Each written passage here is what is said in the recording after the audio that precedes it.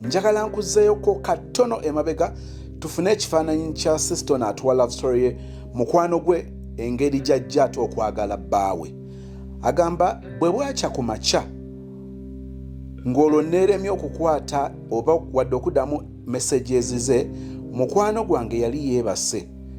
Ngenda okulaba nga ssimu ye evuga naye ng'eri mu vibration.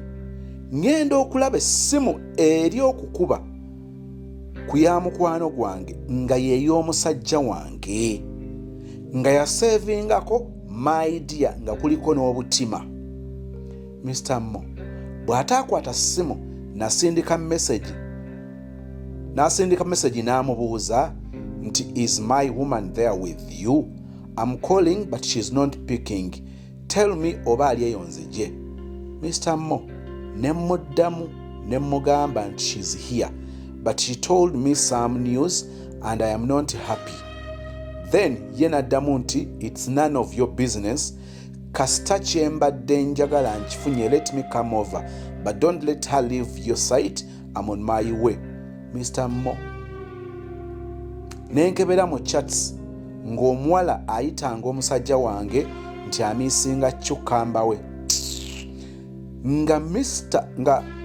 ng'omuwala yajja ennamba mu ssimu yange because at first omusajja yabuuza omuwala nti who is this? N'amugamba nti nze mukwano gwa gundi. N'amubuuza nti how did you get my number? N'agamba nti nagijja mu ssimu ya mukwano gwange. Mr. Mo n'amugamba nti mukwano gwange yaŋŋamba nti olunda embuzi mbadde njagala kugulako because tulinayo emikolo ewaka. Mr. Mo era omuwala n'agamba omusajja nti jangu okimeko deposit ewaka saagala bankyajinge za kusindika. Awo we baatandikira naye nga tewaaliwo mukolo gwonna wabula yali ngeri yakuyita musajja wange agendeyo. Era awo we baatandikira baali baakamala 2 months nga beeyagala. Njagala kupozingamuku katono wano mbeeko kyenzijjayo. Omusajja ono newankubadde oli omuwala yeetega, kubanga amazima matuufu gali nti yeetega, embuzi ze yali ayogerako n'omukolo gwe yali ayogerako tewaali mukolo.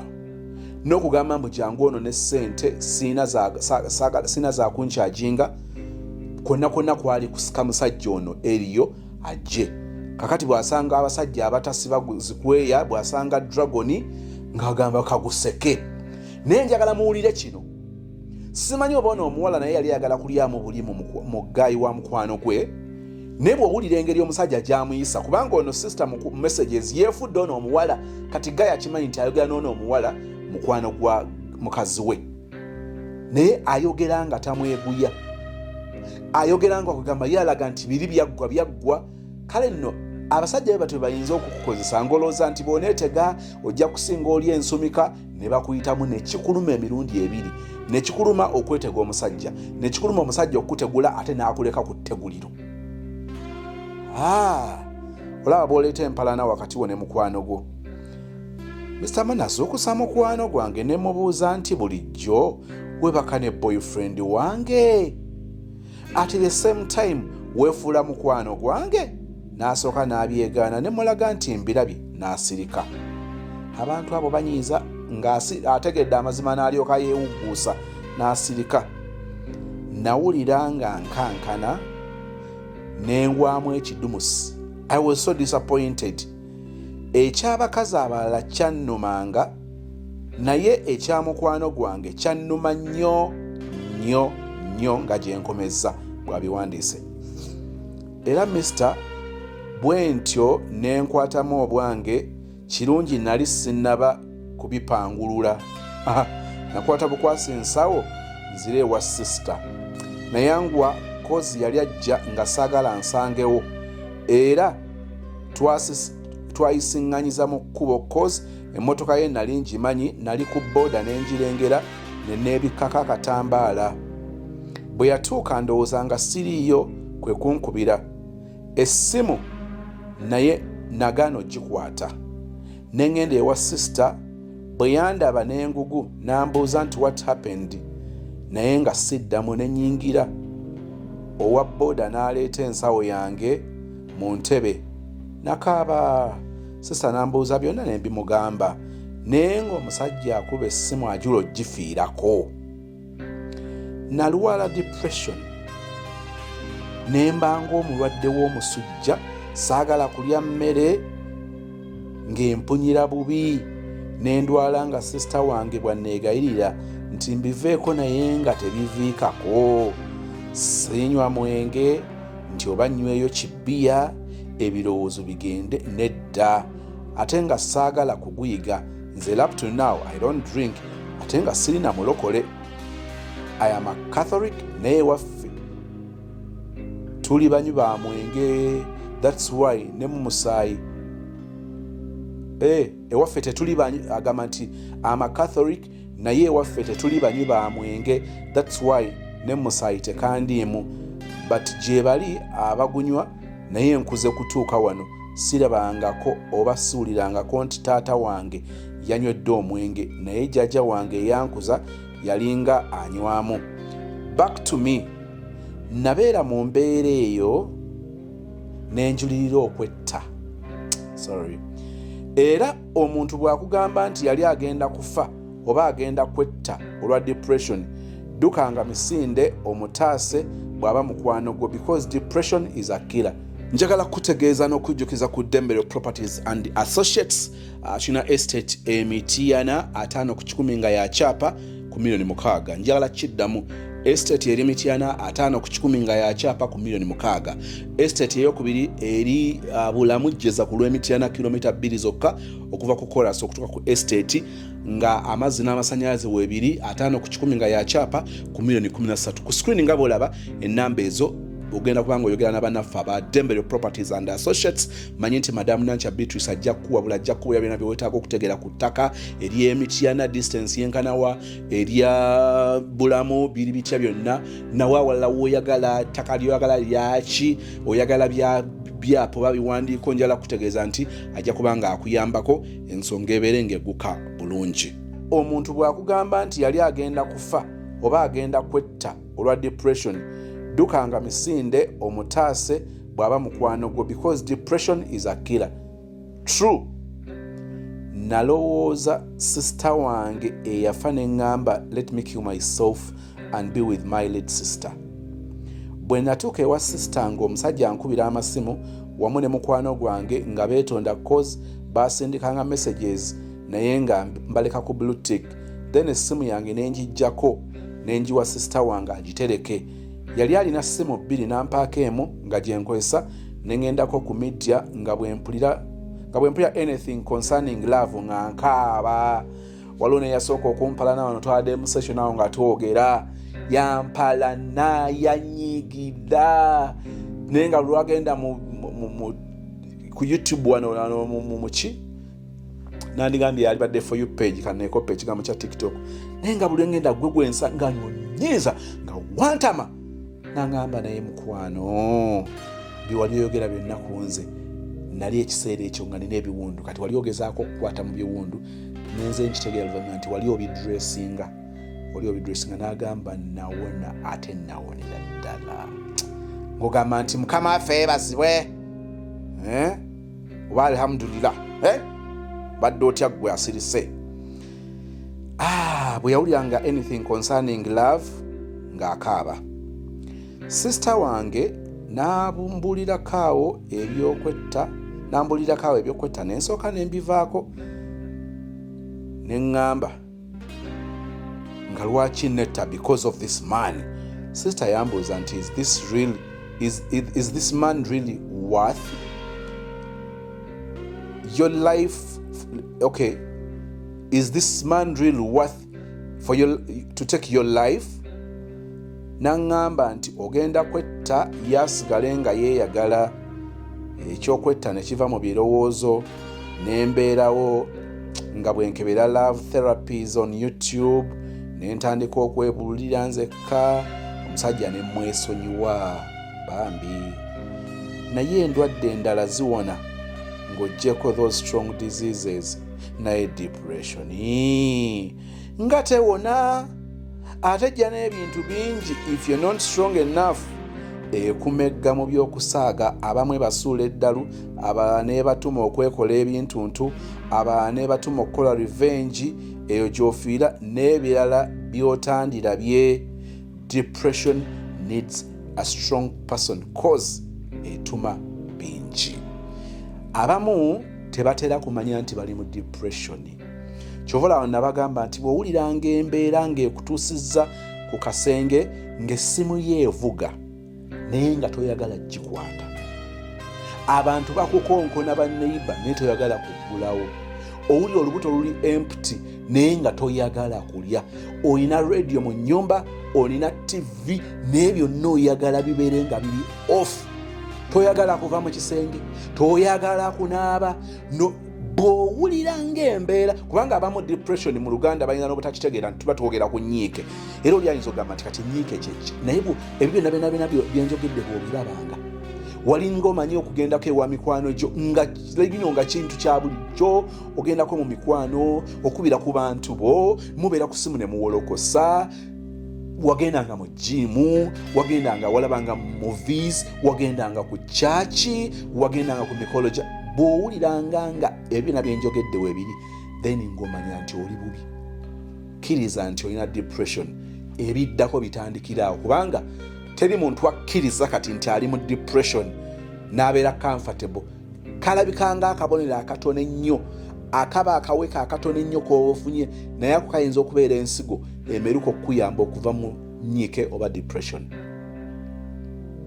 Abasinga tebamanyi, abeera ali awo nga n'ekimuluma tasobola kinnyonnyola, omusajja amukyaye, ate nga ne bwamukubira essimu kati takyagikwata nti nno bagende, nga oli awo embeera ejja n'ekwawula oba n'ekwayisolate nga n'ekuteeka wali. Bambi abasinga obungi bagenda okuvaayo nga birala. N'olwekyo sisita kyayogedde kituufu, ennyiike oba depression esobola okukusaanyizaawo ddala.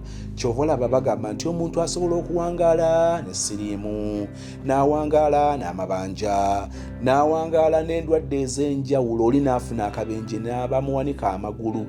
Naye mukwano gwange, essuubi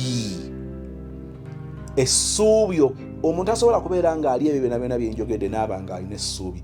Essuubi okuggwa mu muntu, okusoberwa okuwamba omuntu, ayinza obutawangaala seconds ziwera 5, kubanga asobola okukola decision within 5 seconds obulamu n'abumalawo.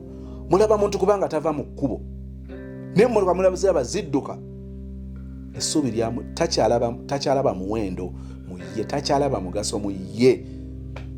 Kyobola mbagamba nti once in a while olina mukwano gwo gw'oludde okuwuliza, take a challenge, oweereza aka message, oyinza okwekanganga that message.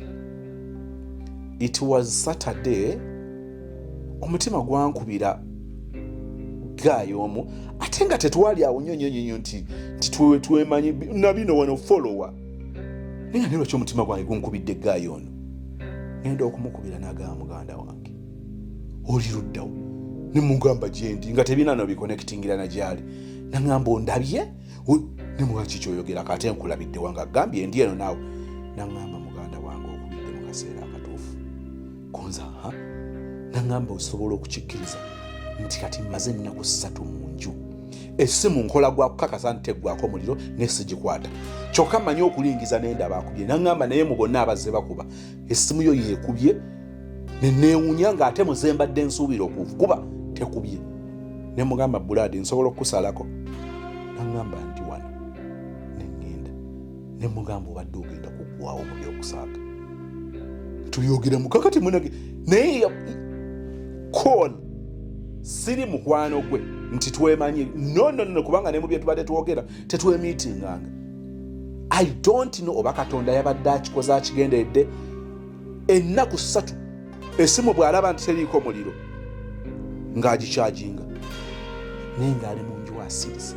Masses Quality Beddings abasangibwa e Nansana ku Mastowa opposite stage y'ekyebando oba kushuwa bw'ogendayo mu nsonga zonna ezeekuusa ku by'ekisenge, njogera ku buliri omufaliso, blankets, masuuka, mattress protectors, mosquito nets, carpets, doormats, ironing boards, obwakabi bu night dress, obusulwamu obw'abakyala, obw'abaami. Njagala okutegeeza nti ebyakatawi ojja bisanga ku Masses Quality Beddings awenansana ku mastore opposite stage y'Ekibando. Ekizimbe kwe kuli Epic Motel.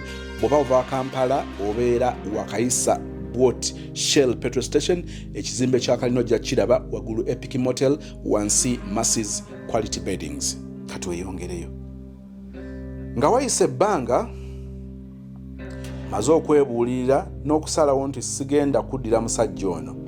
Nasaba sister ampe essimu yange era ne musaba anziriza n'essimu card, era bw'atyo n'akikola n'anziriza essimu yange ng'olwo ndi mu mwezi gumu ne weeks nga 3. Wali nno otutte ebbanga muganda wange mwannyinaze, ndi mu mwezi gumu ne weeks nga 3, gy'emyezi 2 kumpi. Bwe nazaako essimu zange nasangako messages oyo omusajja ne mukwano gwange, of course n'abantu abalala, naye eza X zaaliko messages 110 mu 10. Ng'eza mukwano gwange zo zaali 31 nga beetonda baagala twogere n'ebirala bingi. Bwe baalabanga essimu ezzeeko ndowooza baalinga bakeberangako.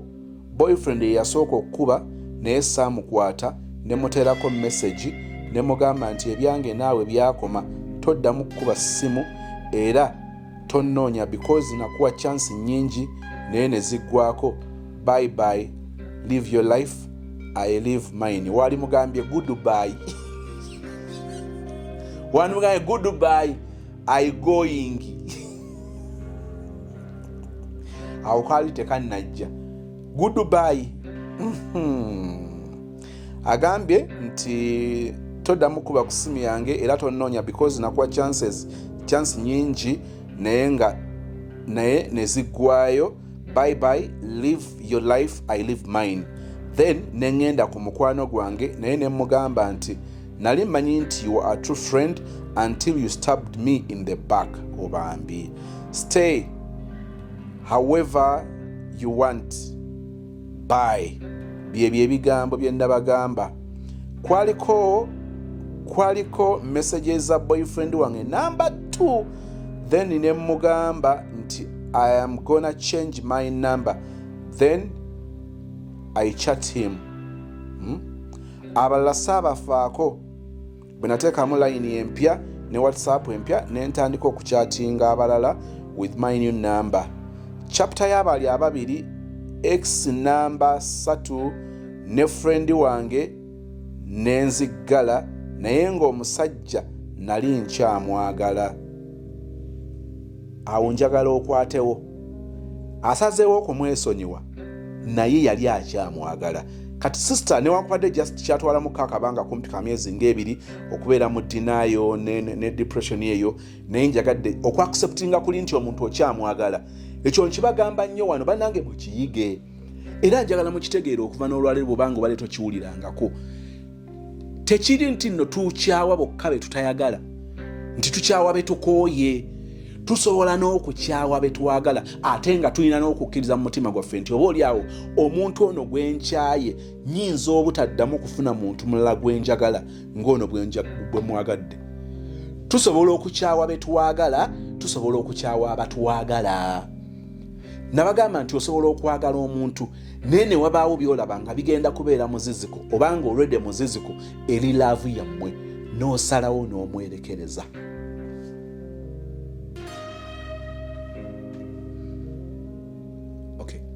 Ogezaako okutegeera kye nkugamba. Bannange leka kubeera nze waliwo benjogera naye mwana mu byoyogedde oyo omuntu okyamwagala. Nagamba nze simwagala ne mugamba njagala opozinga awo. Kino kyoyogedde kiraga nti omwagala, kino kiraga nti omwagala, kino tonabeera sure, kino omwagala. Ne mugamba kati njala kubuuza ebigambo ebyo gwo byogedde. Kati bwe mbikunnyonnyodde okkiriza nti omuntu ono okyamwagala oba nedda. N'asirika oba n'akuddamu nti amazima amatuufu gali nti omuntu nkyamwagala. It is okay to love someone. It is very okay. nenjagala kubategeeza leka kulowooza nti ojja kubeera mu bufumbo obutakola makulu obeere mu relationship etakola makulu mbu olinde omusajja lw'oliwulira ng'omukooye nga tokyamwagala. Njagala tuyige nti osobola okukeera enkya n'okyawa gw'oyagala ng'okumwagala era kambabuulire na kino nali nkyogeddeko nti mugenderere omuntu asobola okuba nga yakyaye omuntu naye ng'akyaye ne gwe bakyaye ng'akyaye yasinga okulumwa kuba mulala yaligambye nti gwe baleseewo obviously yabeera alumwa ate bakakati gwe baleseewo ate oli aleseewo ekitegeeza wasaliddewo okulekawo ono gyagenze wali beta osobola okusanga nga gwe bakyaye ayinaayina oba alya butaala naye ng'eyakyaye yali mu depression. Gwe bakyaye nga yeesiseemu katono nnyo bw'ati obulamu ne budda ku nnomo n'atambula naye eyakyaye n'alumwa nnyo. So ojja kubeera awo ng'ogamba nti oba wakoze ensobi kubanga omuntu okyamwagala oba waliwo eyakuloze ayagala okukusuuza akayanziko kubanga omusajja okyamwagala. Osobola okuba ng'oyagala omusajja osobola okuba ng'oyagala omuwala naye nga bw'otuula n'obigatta noga nti okumwagala mwagala naye bino bwe mbitunuulira okwagala kuno kugenda kukola sensi. Bwe ntunuulira gwe njagala nga relationship nze njiri mu nzekka nga ye ali ku bibye olwo relationship eba ekola sensi. Omuntu omwagala naye gweoyagala ayagalika tetukugaana kumwagala era tetukusalira musango naye kyetwagala okukulabulako gwe mutawaana oguli mu kwagala atayagalika, okwagala atakwagala, okwagala gw'omanyi nti bw'obisikaningamu mu maaso awo oba mwagala batamwagala embeera eteekwa okuba nga ejja basindiikiriza mu kwawukana gwe oba yakuleke mu bbanga. Kati ekyo kitegedde nkujjukiza ku Aisha Najemba Furniture Mart Banda opposite ekipande kya Nabisunsa Girls mu bya furniture wummula kubanga ojja kuba otuuse ewaka.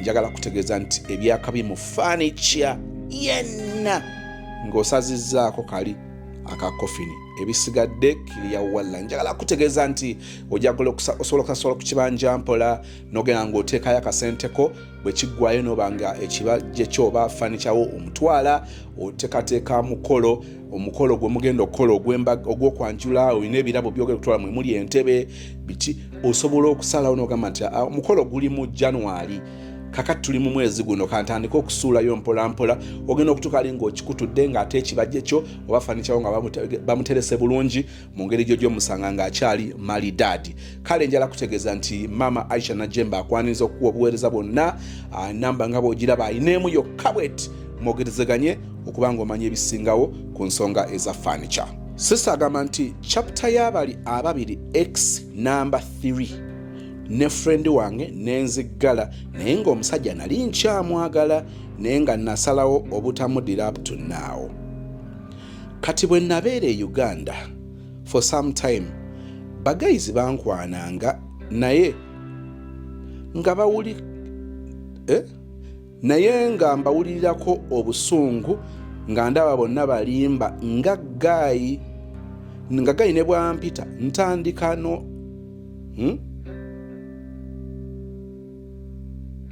nga gayi ne bwamita atandika kukola ki ne gayi oba bwampita nansaba ku namba yo oba tugendeko ku kacaayi nga mpulira busungu ya busungu wano mu mbeera bweti obeera tonaba ku movinga on bulungi nga mpulira busungu mpaka bwe nalaba nga simalaako nensalawo okujja ku kyeyo gye mba mmalira obudde bambi kyemba mmalira obudde n'ebbanga lyonna mbadde nga njogeranga ne X number 2 cause ye tewali kye yankola just byajja bubi nga tetusobola kuba ffenna. X number 2 oba omujjukira yoli eyali bwe baali bagasse ekika yamubulyako amannya abiri ndowooza obijjukira mu kitundu ekisooka. Byajja bubi nga tusobola kuba ffenna era ye mukwano gwange yekka gwe nnina kati. Nakoowa emikwano emikazi, nakoowa abasajja, mutima gwakaluba kati sikyasobola kwagala musajja yenna osaaga ojja kwagala bebi.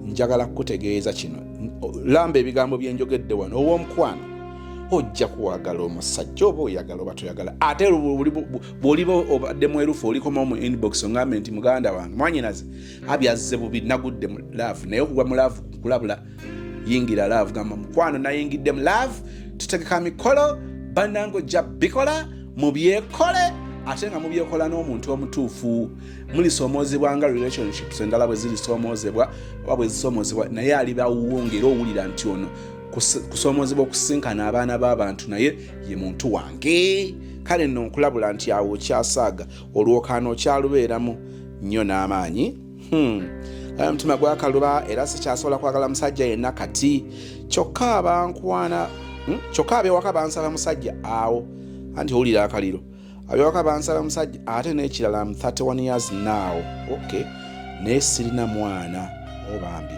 ate abandi mpadde omwana nabakoowa many things are running in my mind.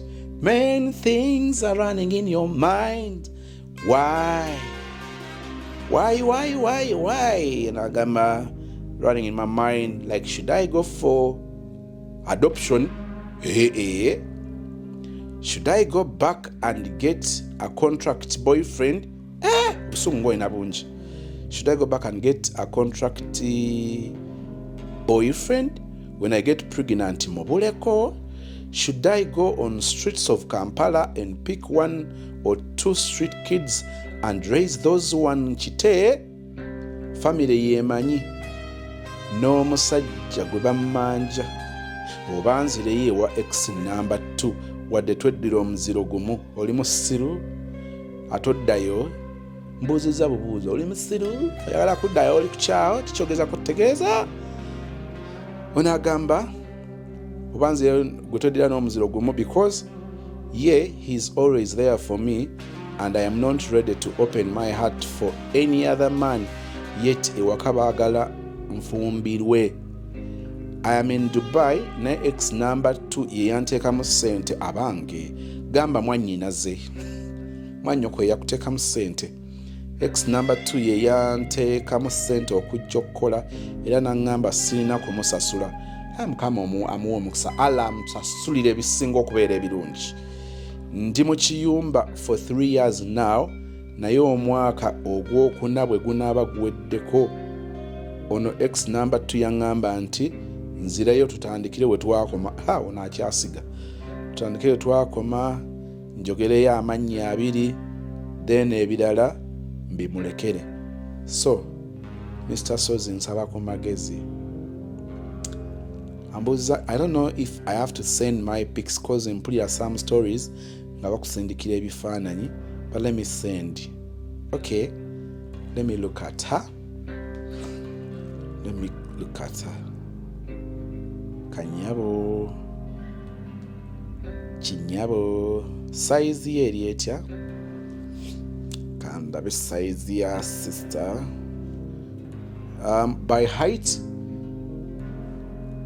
asukako katini kukubalise medium okusinza bwenda bekifaananyi nsobola okukola observation bulayi natemba na button za screen. By size ali asukamo katini mu kubeera medium, so nandigambye nti muwanvu yirivu oba muwanvu mu size era mu bunene sola gamanyo nti ayinza nga ali mu medium era ayagala kusukamuko katono kuketwandiise medium. Tagenda mu banene wadde n'akatono ne mu batono ate nayo n'abanga ateeko nayo katulinaga nti aba ba medium oba by color. Ebifaananyi byampadde temulimu yadde ekya filter wa boiro nga bwali kwalaali ndoza chocolate color ono yandibadde chocolate. Teyasala kuva mu baddugavu kugenda mu beeru ate teyava mu kugamba tali mu beeru tali mu baddugavu kati ndoza yoyo aba chocolate. So sister yoyo I got thanks Sozimo Mukama tukumire, but I am sorry if there is some errors in my spellings. It's bearable. Actually, you've tried so much. Kakati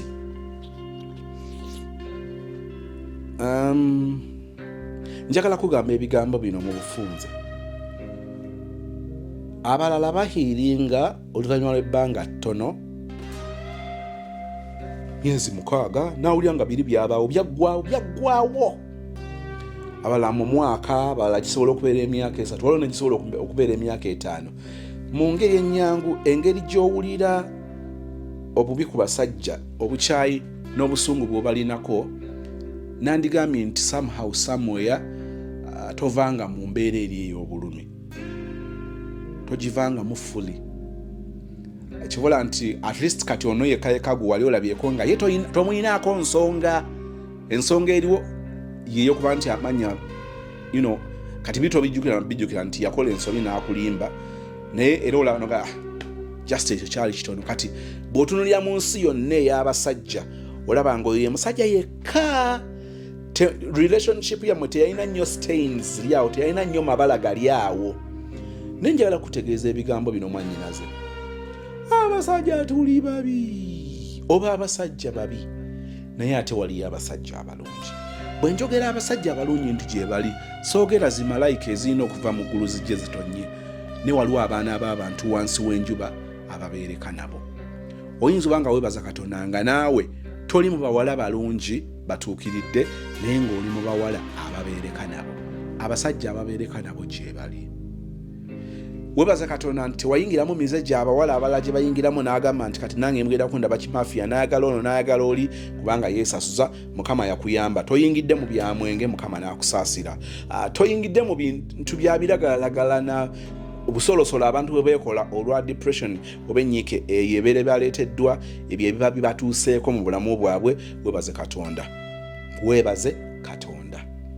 Njagala otandike mpolampola kukkakkana, ng'otandika okukiza, kubanga bw'owulira stories, kati bw'owulira story eya brother owa kaddannyuma, tekusigira kifaananyi nti eri abasajja abalungi.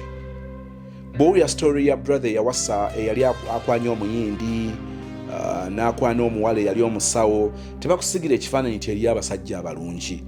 So njagala otandika okukkiriza mpolampola. Mukama asobola okukuwa ekisa ekyo ng'okisabye. Nkiddamu, like I am being honest over this. Mukama asobola okukuwa ekisa naddala ng'okisabye. Olaba akisabira n'abatakigwana, nga n'okukisaba balinga abatakyetaaga, naye ate gwe asobola okugolola emikono gyo n'ositula omutima gwo eri eggulu noga nti Mukama nsaba ompe ekisa ekyo okufuna ekifaananyi ekirala ku kyennyina towards basajja. Bw'aba nga waliyo omusajja ow'enjawulo nga bw'oli nti omuntu omutondera olubirizi lwe, Katonda wange ndiidinga nkulembera okutuuka ku muntu oyo. Njala kuwulira amazima bo gye bali abalungi, gye bali. Era bw'ajja olina engeri gy'otandika okumuwulira. Olaba wawulira ono kino kitabani kya Falaawo, gwe watandise ng'okiyita kitabani kya Falaawo. Olaba kitabani kya Falaawo kyajja ne kikulabikira ng'ekituufu nga si kituufu. Waliwo n'abajja okukulabikira obubi naye nga batuufu. Kubanga eyakukuba from the word go teyali mutuufu. Kitegeeza nti waliwo b'ozaalawa, waliwo b'otawa matu, naye ng'ate mu bo mulimu abatuufu. Nsaba oteekawo buteesi conditions zo nti mu butuufu omusajja antwala kati gwenziramu okuwa omutima gwange, nteeka okuba nga bino na bino na bino na bino mbimulabyemu, ate njya muteeka ku minzaani okumala ebbanga bweriti mu ngeri bweti. Bw'aba scoring to this level nga muwa omukisa, bwe neesika nga tetunatuuka, osobola okukkiriza n'omyumyula bumyumyuzi natti, oba n'omyumyula bw'okwakkiriza bw'osinzirako okukkiriza omuntu mu bulamu bwo, naye obulamu ne busigala nga butambula. Kye njagala okutegeeza mukwano gwange omwagalwa. Abasajja abalungi gye bali, naye olumu waliwo ebitugaana okubalaba. Excitement, desperation, obadde desperate n'owulira nga obikooye, pressure ng'ey'abazadde. Olumu pressure ezo bwe zitusinza amaanyi, pressure ey'okubeerako n'omwana. Ebyo bye biyinza okutuliidinga mu kukola decisions enkyamu, ne tulaba ebintu nga tetubirabye mu butuufu bwabyo, naye nga tuli distracted n'ebyo ebitupushinga okukola okusalawo. So ezo ze nsonga ze nandyagadde otunulira ebyokuadoptinga. Eriyo n'abalina abaana already ne baadoptinga. So toliteekolera kubanga olina ndowooza nti abaadoptinga baba babuliddwa baana. Eriyo abalina abaana already ng'alina abaana be nga 10.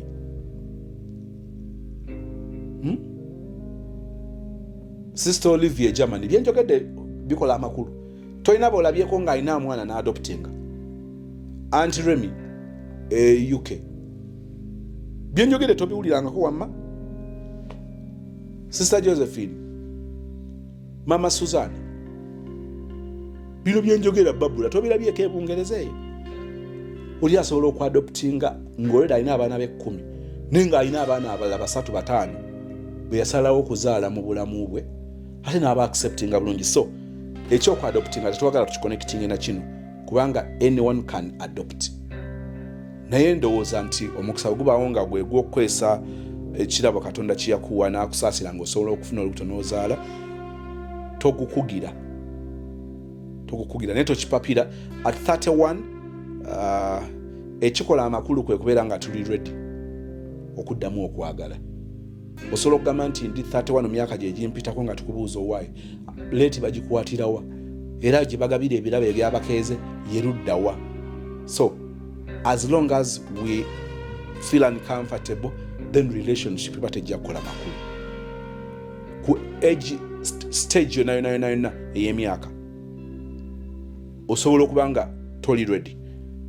In the early 20s, mid 20s, late 20s, early 30s, mid, late, early 40s, mid, late 50s, omuntu asobola okuba nga tali ready. So it is not necessarily nti myaka gye making omuntu okubeera ready. Muntu ng'omuntu yabeera ready. So lola omuntu nga tulina bwe tumusuubira okuba nga yazaala nga tanabeera ready okusinziira ku ye ng'omuntu. Tulina bwe tuyinza okugamba nti maama akedde ebintu naye nga ye awulira ali ready. Emyaka si gye gibeera ready naye omuntu asobola okubeera ready. Tokyekaka naye tandika okuta omutima gwo mpola mpola. Ekisooka kuba kukkiriza nti ekituufu abasajja abalungi gye bali. Kati ndaba nti abasajja abalungi, ndaba nti abasajja abalimu empeka emera. Kati ebyo tuze twogerako mu programs ez'enjawulo nti otunuulira ebintu ABCD bisobola okusigira ekifaananyi eky'omusajja ow'enjawulo. Naye omuntu yenna asobola okutandika nga bino abirina neddido tutegeera nti bino ddala abirina nga yeye ddala bino abikola nga abitegeeza nga ajja biyimirirako. Ebyo byonna tuzze tubyogera tukyabyogera ate era tulibyogera. Nsaba Katonda akunsaasire olw'ebyakutuukako byakumenya omutima kubanga biweesiga emikwano. Naye njala kutegeeza nti ensi erimu abalungi n'ababi. Kibi nti oba otomedde ababi tekitegeeza nti abalungi baggwayo. Oyinza banga tonna batuukako naye nga bakwetoolodde awo. Olumu bayinza banga bakuyitako ng'ate b'oyisa abalungi babi, b'oyisa ababi nga be balungi be tunoonya mu bulamu bwaffe. Nsaba otandike mpola mpola. Kati kyokola mu kiseera bwe kiti oyinza obutagenda mu love direct but make friends. Ekirungi kati oli free okubeera n'amikwano gyo nga basajja olwe bad experience gy'olina ku baana ab'obuwala. Have male friends. Katonda ng'akwadde ekisa within months, a year or some few years, trust me, mwabo mujja kubeeramu boolaba. Kati bakukwana bangi niweesigamu omu olw'ebisaanyizo by'olaba byaba ayimiriddeko bw'okomparinga n'ebyo by'oba oyagala. Byenjogerako bisoboka era njagala okwogera ekigambo nga nkiyimirako nti lulikya nga tusobola okuddamu ne twogera ng'ogamba nti ow'omukwano namufunye era wano we tuli. Weewalanga nnyo okuyingira mu relationship nga okyatambulira nnyo mu bulamu obukadde. Nina gwe mbadde njogera naye ennaku ezo babadde babiri mbatudde makkati naye ng'obuzibu omuwala bw'alina ate this time nga kiri nnyo ku muwala. Obuzibu omuwala bw'alina ayogera kimu bibiri bw'aba ayomba n'omusajja ng'aleeta erinnya ly'omusajja we gwe yazaalamu omwana. Taata w'omwana wange ne mugamba nti ebigambo ebyo byogera naye olabanga ebyokusaaga n'ebikosa ono. Ye ayinza banga tajja kugamba ng'abasajja abalala boogera naye bimukosa. Muli asigala yeebuuza nti bw'ogamba taata w'omwana ye teyali mubi ng'ono bw'ati ne tukubuuza lwaki si gy'oli? Lwaki tolina taata Josiah? Naye olina ono ate olaga newankubadde kale abadde mubi kubanga buli muntu asobola okubeera omubi asobola okubeera omulungi ate buli muntu alinayo ka part wabeera omulungi oba wabeera omubi. Nga tugamba nti owaye taata Josiah gw'ogamba nti mulungi okusinga nze lwaki olwaleero si yaaliwo?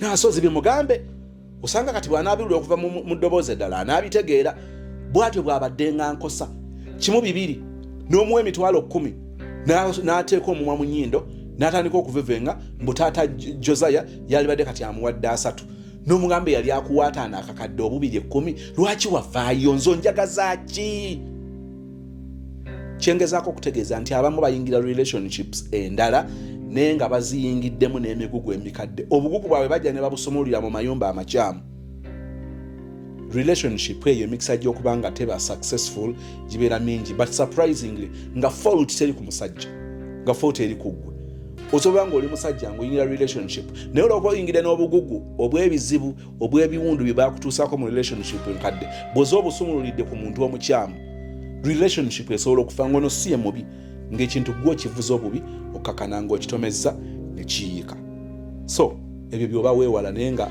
akwagala ali mu kkubajja ali simaati awunya ebiwoowo ngezezaako okwetegereza emmotoka gy'avuga sikitegedde oba abadde naye ng'ajja mwana muwala ajja weetegeke omuntu ajja naye bw'ajja abalala bayinza obanga bawulidde nga mbyogera nti ajja ne beeyambaza awo bajje bakole olulumba sinzigu njagala kutegeeza abafuula emikwano gyo make them your male friends with the time ojja kutandika okulaba omugwisiri empiri enkwezenge ate ngenzeewo eyo naye nga nsaba Mukama akunyiga ebiwundu biwone kisoboka tetusobola kukunenya nti oluddewo okuwona kubanga tuyinza obutambala nga tonezituka bulungi nga ggwe kennyininyini gwe byatuukako nsaba emirembe gya Katonda gikubeere nsaba ate owolokosa omutima gwo nsaba akuwa emirembe ensi gyetasobola kugaba oyingire relationship ate Mukama agikuweeremu omukisa teribeera 100 ku 100 naye olugiraba nti eyo yeeyo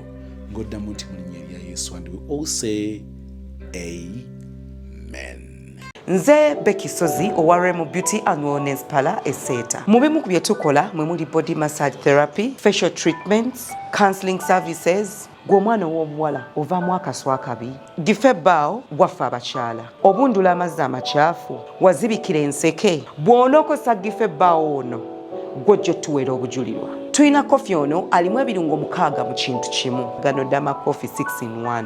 Mulungi eri abalwadde ba sukaali, mulungi eri abalina obubonero bwa kansa, mulungi nnyo eri gwe akakalu kano okuyita mu lunaku. Mu health wellness treatments tulina reflexology sandals. Nungi eri abazimba ebigere, bw'olinnya wansi owulira nga afumitibwa mu bigere. Zirelaxinga muscles zo okufumitibwa kuno ne kuggwaawo. Ziyamba omubiri gwo okutambuza omusaayi. Ziyamba ku bwongo obwo n'embeera yo eya bulijjo. Buli peesa lyolaba ku ssande eno lirina ekitundu ky'omubiri gwo kwe lituuka buli lw'ojambala. Olwo obujjanjabi ne bukolebwa ku mubiri gwo. Osobola okugigula n'ojambala mu ofiisi yo, awaka, osobola okugyegulira nga ggwe, ogigulira mukaddewo, oba jjajja kuba ate abo bagyetaaga nnyo. Okumanya ebisingawo ku bino byonna, kolagana ne Beauty and Wellness Parlour Esseeta.